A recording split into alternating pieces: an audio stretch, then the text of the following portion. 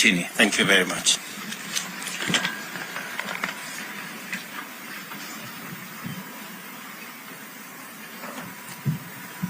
Let me take this opportunity on my own behalf, the Deputy President and the Government of Kenya, to congratulate all our Cabinet Secretaries who have been appointed and sworn in this morning. To all of you, I have had the occasion to congratulate you personally, but let me also take this opportunity to congratulate each and every one of you for the honor to serve in the Cabinet of the Republic of Kenya. Congratulations, and as I have said, I look forward to working with each and every one of you in the transformation of our country as we work together to implement and to execute the plan upon which we were elected by the people of Kenya. Again, to all of you and your families, congratulations. Pongezi. Pongezi sana.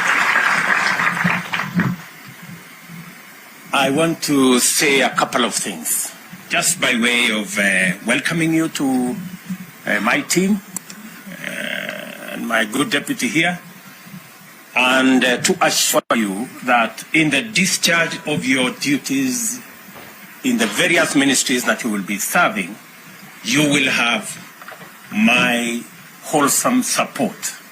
You will have my support because you have no option other than to succeed. Failure is not an option, good people. We have a country to look after.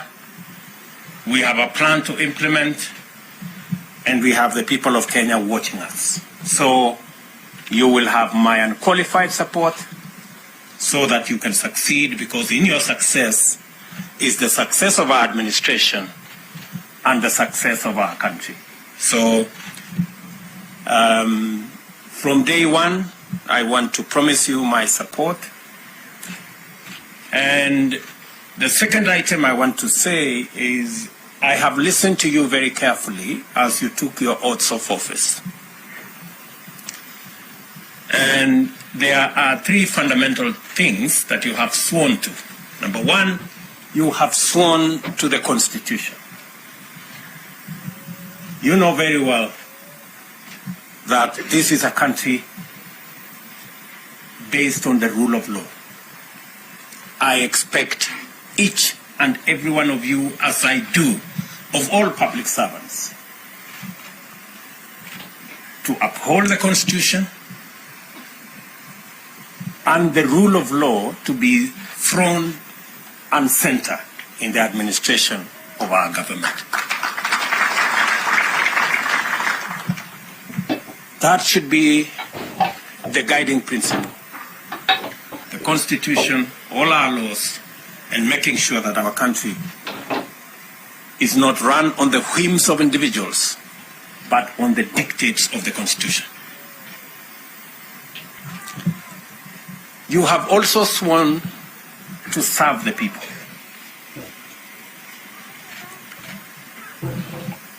I didn't hear any one of you swear to serve their friends or their families or their regions or their religions. Each one of us here sworn to serve the people of Kenya. That is the minimum expected of all of us.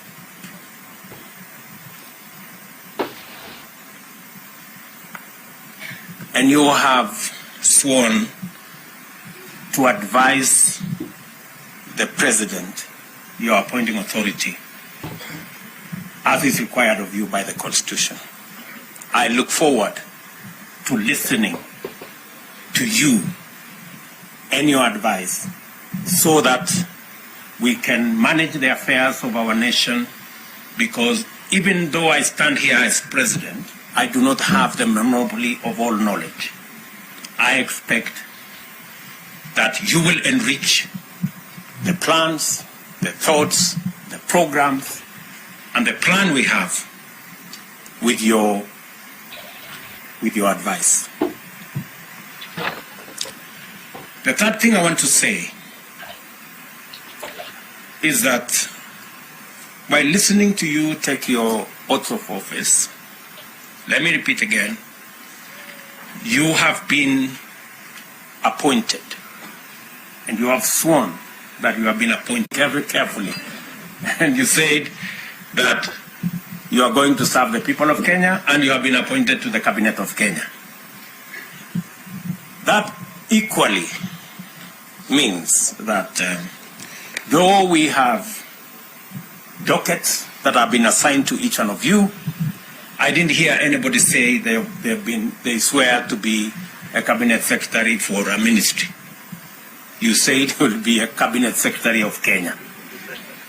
That means that you should be as concerned in what happens in the next ministry as you are in your own ministry.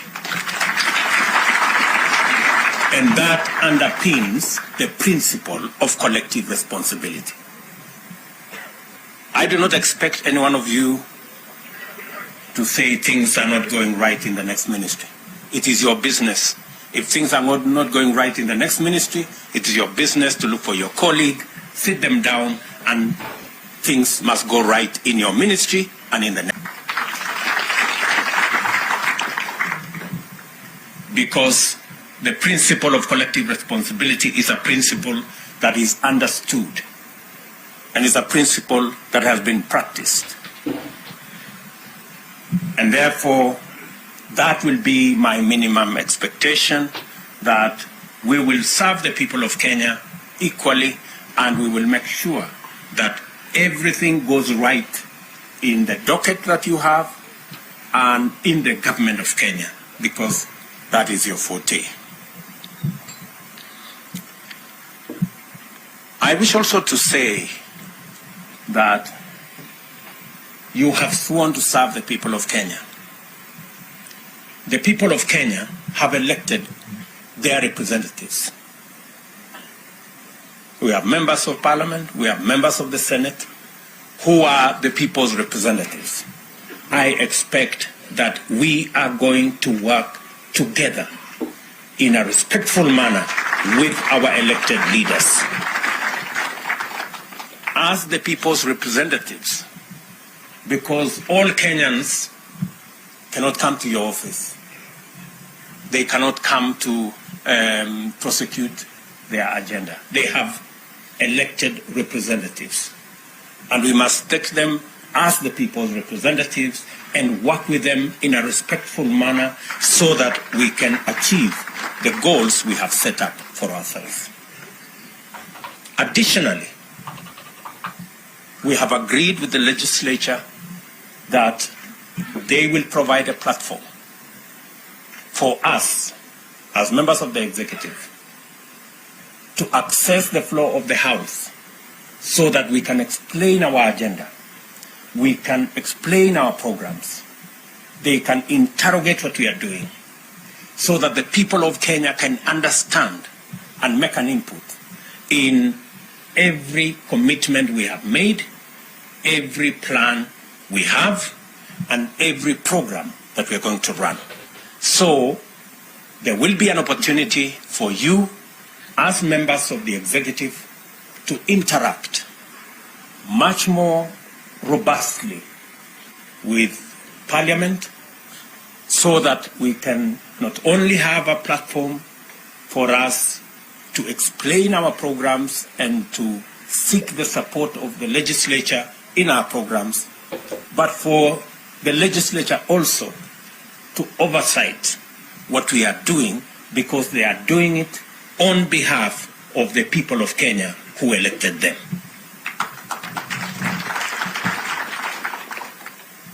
So all of us must prepare ourselves, because my intention and that of my deputy is to run an open government, an accountable government. We have no gray areas, we have nothing to hide. We want to serve the people of Kenya in the context and manner that promotes accountability, promotes transparency, and makes sure that the people of Kenya understand what we are doing. And so, friends, I have the privilege of having worked with all of you.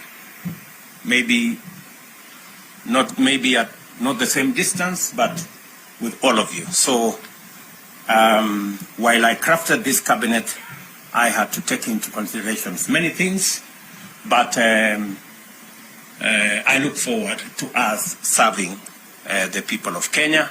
Even as we make other appointments, we are going to make sure that we carry the whole country along, and we make sure that every person given a responsibility has the requisite understanding and knowledge so that we can be able to deliver to the people of Kenya.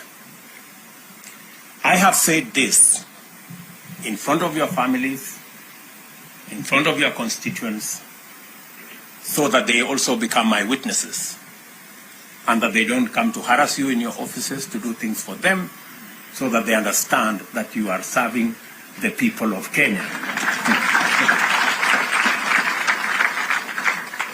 And I am sure that I have their concurrence and understanding.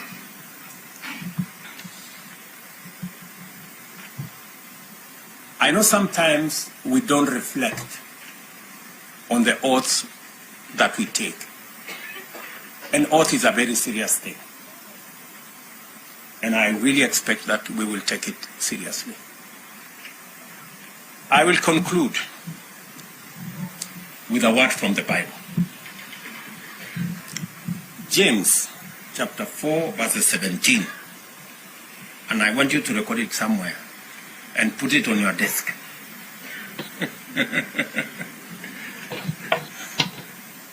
Because that part of the Bible says, he who knows what is right and doesn't do it, it is counted to him or her as sin.